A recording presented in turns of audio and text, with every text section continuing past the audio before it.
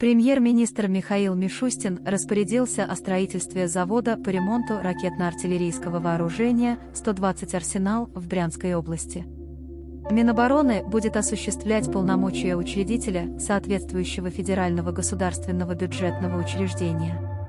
Определить основной целью деятельности учреждения проведение ремонта ракетно-артиллерийского вооружения в интересах обороны говорится в постановлении правительства. Минобороны должно в двухмесячный срок утвердить устав учреждения и назначить руководителя.